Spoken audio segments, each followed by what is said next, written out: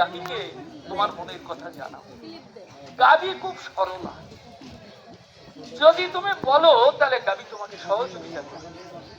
বললেন কিরকম? বললেন ওই নন্দনন্দন গাভীকে ভালোবাসে।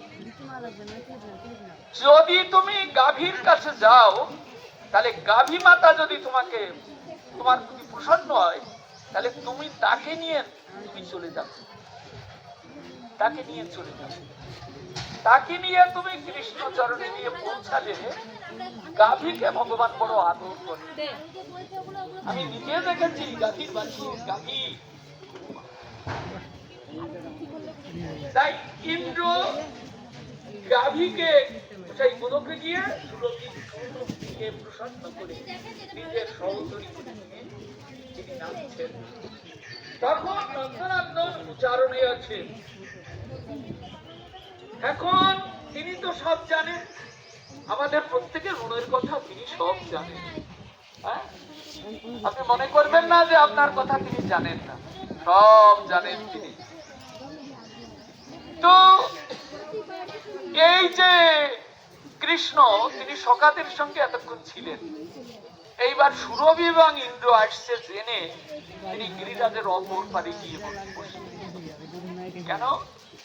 যারা সম্মানী লোক সরাসরি তাদের অপমান করতেন এই লোকের সামনে। কিন্তু একটা সম্মানী লোক ৩৩ কোটি দেবতার যিনি অধীশ্বর ইন্দ্র, তাকে যদি সবার সামনে অপমান করা হয় এটা লজ্জাস্কর ব্যাপার হয়। কেননা ভগবান মানুষকে মানও দিতে জানেন, সম্মান দিতে জানেন, সবই জানেন। যদি বলেন আমাকে কেউ সম্মান দেয় না, বলেন আরো মিথ্যা কথা বলো, দেবে সবাই সম্মান দেবে। হ্যাঁ, দেয় না কেন? এই রকম ব্যাপারে সম্মান দেয় না। জানেন, আমি একখানে গেছি, সেইখানে গেলে অনেক আগের কথা, এখন যাই না। সেইখানে গেলে আমি জিজ্ঞাসা করলাম আজ তো একাদশীর দিন, তা তোমরা এখানে সব একাদশী করেছো?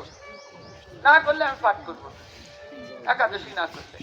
কেননা একাদশীর দিন যে অন্ন খায় সে গোহত্যা, পিতৃহত্যা, মাতৃহত্যা যত পাপ আছে সে ভক্ষণ করে, সে কোনোদিন ভালো লোক হতে পারে না। যতই বলুন না কেন সে কোনোদিন ভালো লোক হতে পারে না, সে পাপী, ঘোর পাপী সে। হ্যাঁ, এই জন্য তাহলে আমি কালকে বলবো, আজকে হরি কথা বলবো না। না, আমরা এখানে সবাই এই চত্বরে আমরা সবাই একাদশী।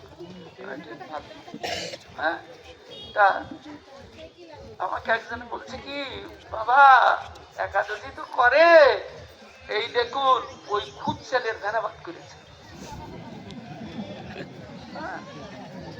আমি বলছি কেন, এরকম ফাঁকিবাজ অনেকে আছে।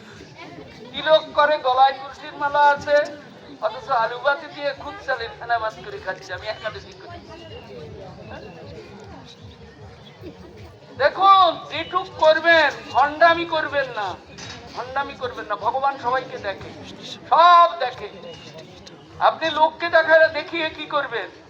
আপনার অন্তর্যামী রূপে ভগবান যে আপনার মধ্যে বিরাজমান আছেন তাকে ফাঁকি দেওয়া যায়।